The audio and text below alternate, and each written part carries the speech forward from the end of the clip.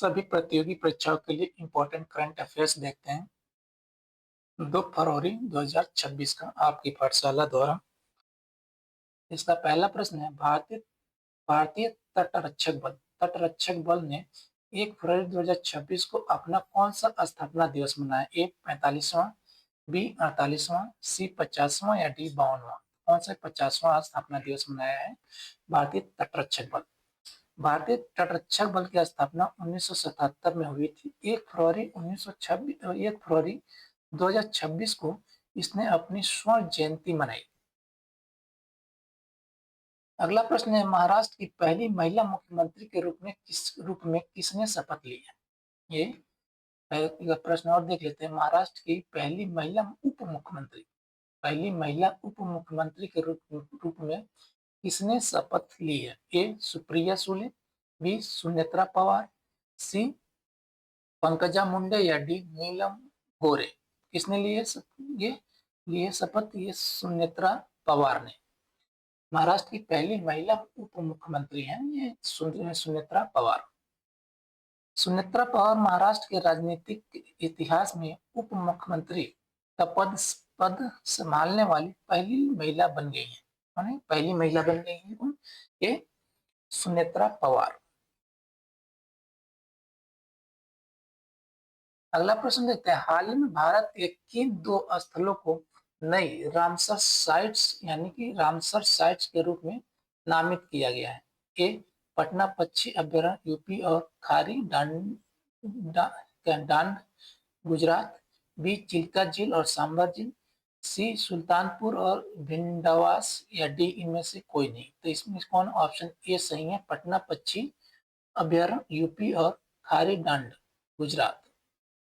यह उत्तर प्रदेश के एटा में से कहाँ पे है? उत्तर प्रदेश के एटा में स्थित पटना पक्षी अभ्यारण्य और गुजरात के कच्छ में स्थित खारी डांड को अंतर्राष्ट्रीय महत्व के आर्द्रभूमि स्थल के रूप में शामिल किया गया है।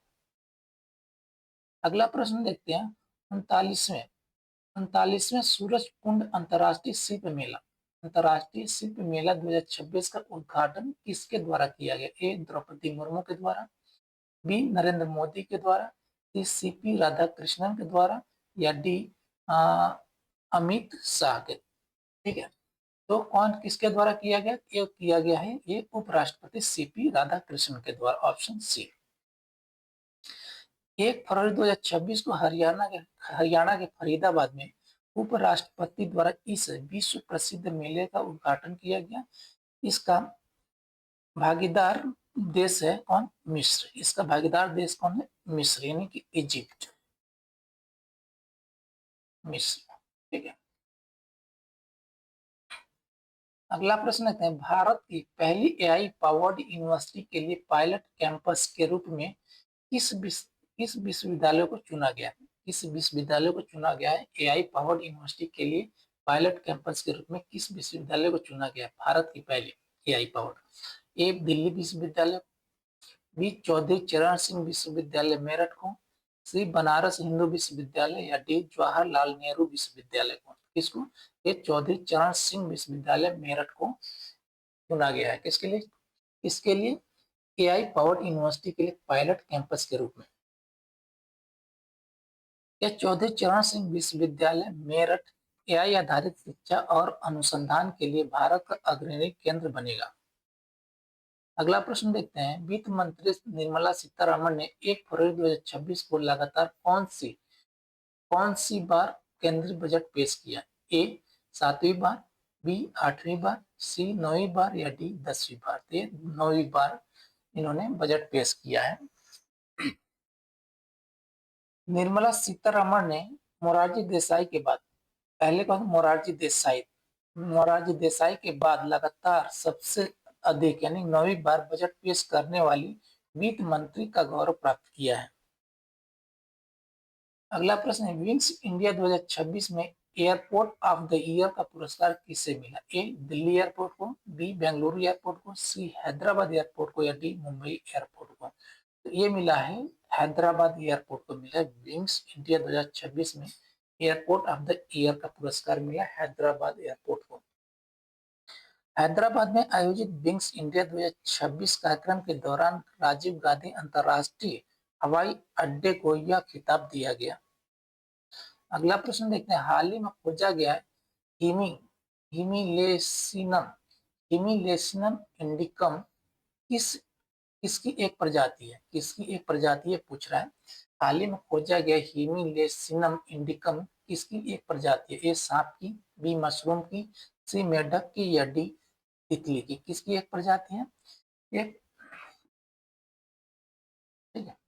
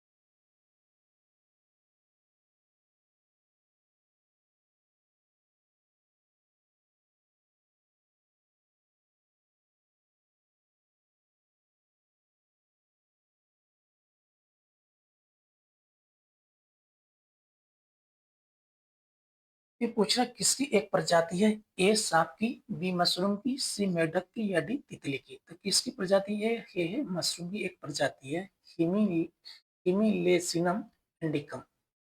ठीक है। इसकी खोज भारतीय वैज्ञानिकों द्वारा की गई है, जो जैव विविधता की दृष्टि से महत्वपूर्ण है। अगला प्रश्न देखते हैं, सुप्रीम कोर्ट ने किस अनुच्छेद के तहत मासिक धर्म स्वास्थ्य के अधिकार, ठीक है, मासिक धर्म स्वास्थ्य के अधिकार, राइट टू मेंस्ट्रुअल हेल्थ को मौलिक अधिकार माना है? ठीक है, मौलिक अधिकार माना किस अनुच्छेद के तहत? ए अनुच्छेद 14 के तहत, बी अनुच्छेद 19 के तहत, सी अनुच्छेद 21 के तहत या डी अनुच्छेद 25 के तहत? ये अनुच्छेद 21 के तहत इसने मौलिक अधिकार माना है। ठीक है, मानसिक धर्म स्वास्थ्य के लिए अधिकार, ठीक है, अनुच्छेद 21 के तहत। न्यायालय ने अनुच्छेद 21 को जीवन और व्यक्तिगत स्वतंत्रता के लिए के अधिकार का हिस्सा माना है। ठीक है। अगला प्रश्न देखते हैं, world interfaith harmony week, world interfaith harmony week 2026 की थीम क्या है? A love for all, B uniting for peace, C global unity या डी फेथ इन ह्यूमैनिटी? तो इसका थीम क्या है? इसका थीम पूछ रहा है, तो इसका थीम है uniting for peace. Option B सही है, ये ऑप्शन बी सही है इसका, यूनाइटिंग फॉर पीस इसका थीम है। वर्ल्ड इंटरफेथ हार्मोनी वीक 2026 की थीम यूनाइटेड फॉर पीस है। यह सप्ताह हर साल 1 से 7 फरवरी तक मनाया जाता है। अगला प्रश्न देखते हैं, रुसोमा संतरा महोत्सव 2026 का आयोजन किस राज्य में किया गया? ठीक है,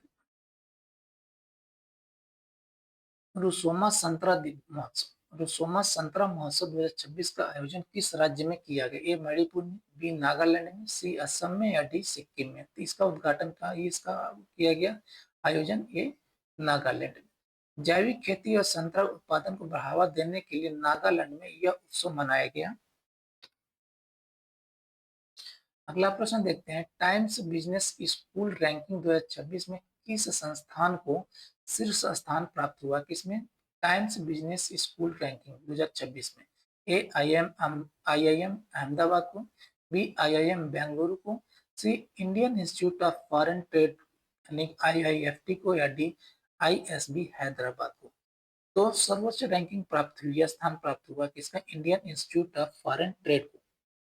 आईआईएफटी को वैश्विक व्यापार शिक्षा में इसकी उत्कृष्टता के लिए नंबर 1 रैंकिंग दी गई है।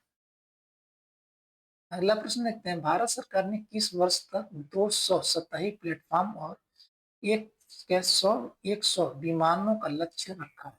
ए 2028 तक, बी 2030 तक, सी 2035 तक या डी 2047 तक। तो यह लक्ष्य रखा है 2030 तक। भारतीय तटरक्षक बल ने अपनी समुद्री निगरानी क्षमता बढ़ाने के लिए यह लक्ष्य 2030 तक निर्धारित किया है। थैंक यू जी, धन्यवाद।